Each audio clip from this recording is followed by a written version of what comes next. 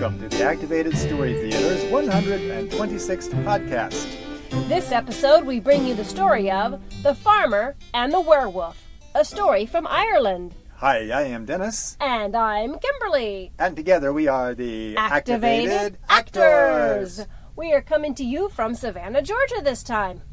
And we've just come from Florida. Yes, we have. Well, we've done a residency program. We moved into a school for a whole week. In Jacksonville, Florida, Holy Family School in Jacksonville, Florida. What a great week we had there. It was. We had a lot of fun. We, of course, presented our shows for the students, and then we did a week-long intensive performing arts workshops with the students from kindergarten through 8th grade. We worked all week really hard with them, and we all put on a show together at the end of the week. So we basically turned a 2-person show into a 452-person show. Had a lot of fun doing it. We were able to work with the kids on doing dances like the Charleston, and we did the square dancing? We did square dancing from, yes. We also did a Japanese dance called Banadori. Yeah, a Russian dance called Troika, which is a 3-person dance. And we did the halai from Turkey. Yes. So the students learned about the different countries. We also had students performing scenes from the story of how the ice cream cone was invented. And basically we played the good guys and they played the bad guys, and they had a lot of fun doing that. Wonderful group of students, wonderful staff. We miss you, Holy Family. We do. And I miss the 2nd graders. They got to do Aesop fables and made masks, and we had fun working with everybody. Oh, so much fun. And also, while we were in Florida, we didn't get to do much tourism this time because we were just in the northern part of the state.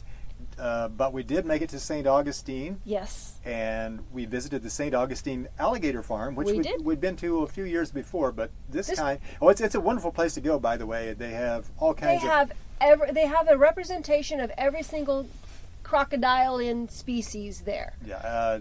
Something like 23 different species represented. Which I think is everything in the world. Yes, alligators and crocodiles. A white alligator. Yes, an albino alligator. And they have a reptile related to the crocodile that has a much longer and slenderer snout. I forget what it's called now. And they also have Gomek, who was the 17-foot... stuffed Gomek. A stuffed Gomek, but he is still Gomek. He was the 17-foot alligator that they had there when he was alive. Yes. Back about 20 years ago. He used to live there. And now he doesn't live there anymore, but he's still there. He resides there. Okay, so it's a great place to visit because of being a nice little zoo like that, but they have added something new also, which is why we wanted to go back. Yes. You can now zip line. They have what's called crocodile crossing. You can zip line above the reptiles. And do a canopy tour. Right. It's a very good... a long path that you get to do, and we're zip line fanatics, so we had to go try that. Yeah. So. And also, while we were in St. Augustine, we spent some time downtown in the historic district near the Castillo San Marco, which we went to before. Mm-hmm. St. Augustine, the oldest city in the U.S. It's older than the U.S. in fact. Yes, it is. We are now on our way to Rogers, Arkansas, where we'll be doing a public performance coming up on February 23rd. And we'll be doing that in celebration of Chinese New Year. So we're going to be performing Mulan and also our story from Japan, Follow the Buzz. So if you are anywhere near Rogers, Arkansas... Like within 1,000 miles or so. Exactly. We're on our way. You can meet us there. We're going a long way, so you can go a long way too. We'll meet you there. We'll save a seat for you if you'll come that far. You bet we will. We will then be heading west from there. And I'll tell you a little bit more about the shows that we have coming up on the West Coast. But first, we have a story. And the story is The Farmer and the Werewolf. A story from Ireland.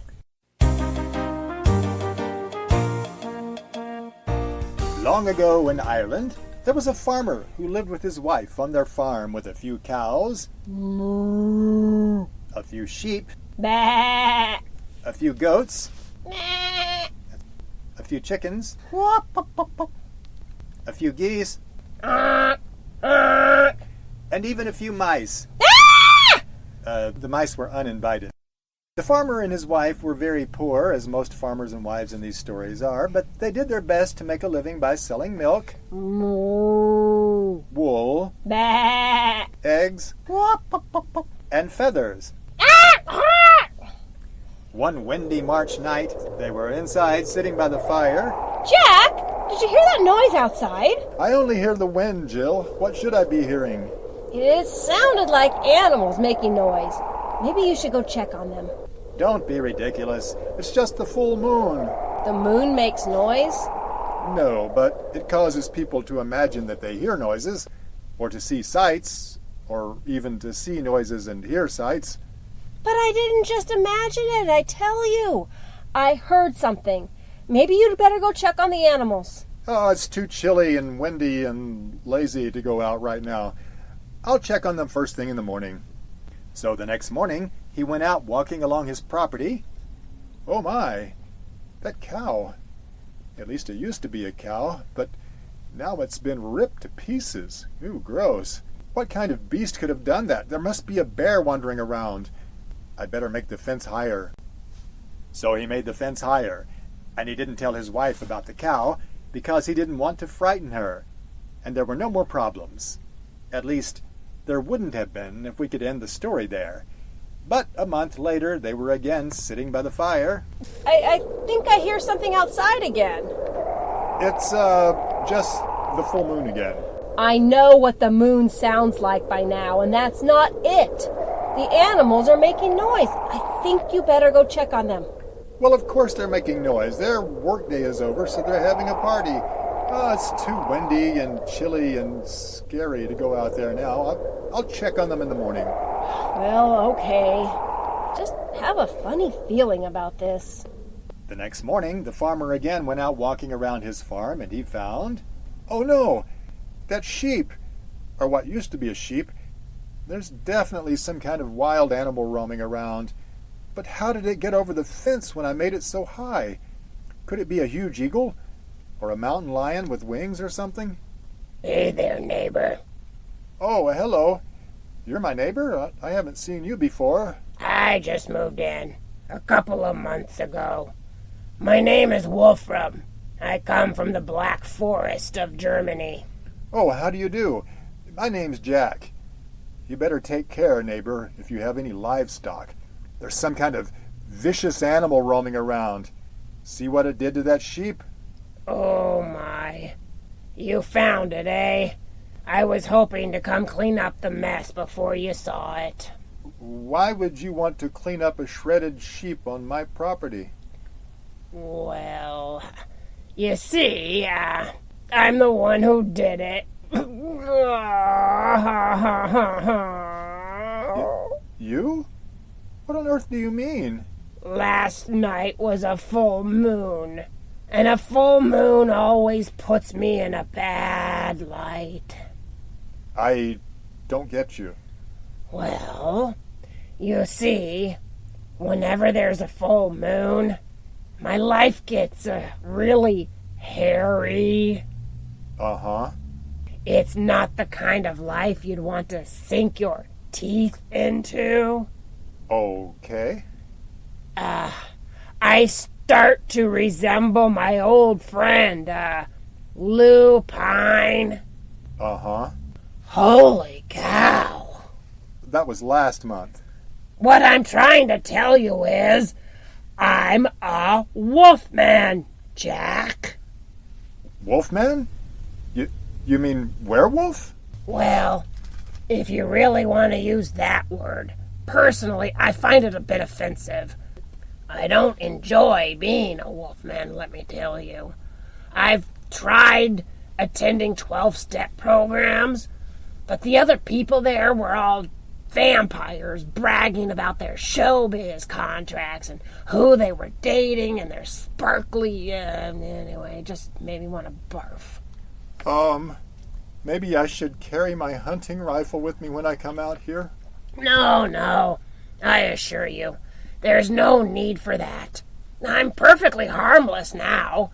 I'm really sorry I killed your cow and sheep, and I want to make it up to you. Come with me to my secret lair in a cave over those hills. Let's see now. I've just been invited by a werewolf. Excuse me, by a wolf person to his secret lair. Should I go? I can't decide. You'll be perfectly safe, I promise. No harm will come to you. Oh, well, if you give your word, that's a different matter. So the farmer went with the werewolf, excuse me, the wolf person, to his secret lair in a cave hidden in the hills. Wow! Where did all this gold come from? I think it belonged to a gang of robbers once. That is, belonged to them after it belonged to the people they took it from. They left some silver, too, but I got rid of it. We wolf persons have a thing about silver. I didn't know there was this much gold in all the world. Here, I want you to take this bag full of it. Careful, it's heavy. Oh my, are you sure? Why would you give me gold? So, you can now buy a new cow, and a new sheep, and a new, anything else that may mysteriously disappear in the future. Plus, there'll be enough left over that you can really live in style. I don't know what to say. Say nothing to nobody at no time, and pay no mind to the triple negative. The gold is yours. But the catch is, you have to keep quiet about it. Because if anyone besides you and your wife find out about it, your entire fortune will disappear. And so will this cave. Why? How should I know? If I understood how these curses work, do you think I'd be eating rabbits one night a month? Just keep it a secret. That's all. Oh, okay, sure thing. And when he got back home... Mercy sakes, Jack, where did all this gold come from? And don't tell me you climbed a beanstalk or something. I just, found it in a hollow stump. I think it was left behind by leprechauns. Oh, come off it, Jack. There are no leprechauns in Ireland. They all retired to Florida. Now, level with me, will you? Okay, but you have to promise not to tell anyone. Cross my heart and hope to break a nail. Well, I got it from the local werewolf. You mean the wolf man? The one who killed the cow and the sheep? I didn't know he was rich. You mean you knew about him? I put two and two together. Don't worry, your secret is now our secret. And so it would have been, if our story could have ended here. But soon, the other neighbors started to notice that the poor farmer and his wife were now the rich plantation owners, and they were curious about it. Come on, Jack. How did you come by so much moolah all of a sudden? You just gotta tell me. Sorry, no can do. Look, Jill, I know you and your husband have stumbled upon some great big secret of wealth. It's only right that you share it with me. I'm your best friend. Sorry, I don't know what you're talking about. And so nobody found out. Or at least they wouldn't have if we could end our story here. But one day the wife was talking to her friend. Have you heard, Jill? We lost one of our prize pigs last night. Some kind of wild animal got into the barnyard and killed it. Oh no, that's terrible. I'll say, we can't afford to buy any more pigs right now. We're not rolling in the green stuff like you and Jack. Well, maybe the wolfman will pay you back So that's it. I've always heard that werewolf men keep stashes of gold somewhere. Just wait until I tell Seamus. No, please don't. We're supposed to keep it a secret. What was that? Is that an earthquake? I don't know. Something caused the ground to shake awfully hard. And did you hear that? It sounds like rushing water. Yes, and it's getting closer. Look, it's a flash flood. Run for your life! Yes, a geyser had erupted from the wolfman's cave and caused the rock to cave in. And a mighty flood flooded the land, sweeping away the farm and the livestock. The farmer and his wife lost everything they owned, and they were poorer than before. Where is that wolf person now that we need him? But the wolfman and his cave were never seen again, and his stash of gold, they say, is still out there somewhere. And that's the story of the farmer and the werewolf. From Ireland. Faith and Bigorra. Yes, we did that because not only is it St. Patrick's Day, but it's Irish month. It is. March is Irish month. And of course, March 17th is St. Patrick's Day coming up, and so we're throwing out something Irish for you. Yes. Chinese New Year last month, and this month we've got Irish. Yes. So, awesome. So, Kim, we are heading west, as we said. We'll be performing in California next month. Right, after we stop in Rogers and do a program there on February 23rd at 10 a.m. And then we have New Mexico. And then we have New Mexico. We're going to be doing New Mexico at the Farmington Library. We've got 2 shows, 11 and 1 o'clock. On March 14th, we stop in New Mexico. Yes, looking forward to going back to Farmington, one of our favorite library facilities in the whole country. We will be performing a lot of school shows this spring, but there are a couple more public shows. One, Los Angeles. We're going to be back in Los Angeles on March 24th, performing at the LA County Museum of Art for their Sunday series, and we will be there at 1:30. Also, coming up in April, we have a show at the Belvedere Tiburon Library on April 11th, and that's a 4 o'clock show. Also, for National Library Week, April 17th, we are in Palo Alto at the library at 3:30. On April 20th, we are in Modesto at noon. And then we are heading to Oregon. We'll tell you about that in our next podcast. Yes, we go all over, so chances are we'll be doing a show near you sometime. If we're not doing a show near you, you should move. Or you should have your school or library call us, and then we will fix that. Yes, we can fix that We pretty can fix easily. that. It's a lot easier than moving, let me tell you. Up to you. Or you could drive 500 miles and Yes. catch a show. So give us a call, 800-429-6576, or visit our website, activatedstorytheater.com. And we'll see you next time. Yes. Activated Story Theater is committed to bringing fun, educational shows to schools and libraries nationwide. On stage, we use physical comedy, American Sign Language, imaginative props, and a giant, oversized book to bring multicultural folktales to life. For booking information, check out our website, activatedstorytheater.com, where you can also find out when the activated actors will be performing near you. Read a story, or order one of our audio CDs. You can subscribe to this podcast on iTunes or listen on Stitcher. We look forward to your comments and folktale suggestions. Stay activated. Until next time.